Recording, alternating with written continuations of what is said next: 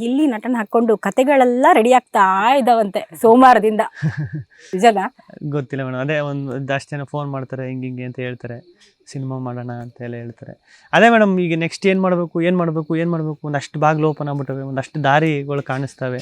ಯಾವ ದಾರಿಲಿ ಹೋಗ್ಬೇಕು, ನೆಕ್ಸ್ಟ್ ಏನು ಸರಿ ದಾರಿ ಯಾವುದು, ಹೆಂಗೆ ಯಾವ್ದು ಇಟ್ಟರೆ ಕರೆಕ್ಟಾಗಿರ್ತದೆ, ಎಲ್ಲಿ ಯಾವ ಮೂವ್ ತಗೊಂಡ್ರು ಕರೆಕ್ಟಾಗಿರ್ತದೆ ಅಂತ ಇನ್ನೂ ಅದೇ ಅವನಿ ಮೇಡಮ್. ಪ್ಲಾನ್ ಮಾಡ್ಕೊಂಡಿದ್ರಾ ಈಗ ಏನಾದ್ರು?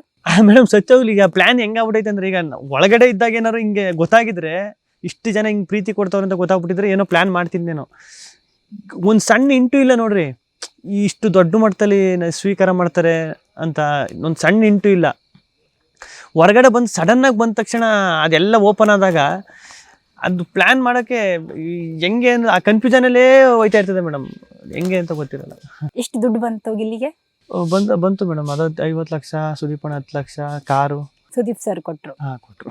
ಓಕೆ, 50 ಲಕ್ಷ ಅದು ಬಹುಮಾನ, ಕಾರು. ಓಕೆ,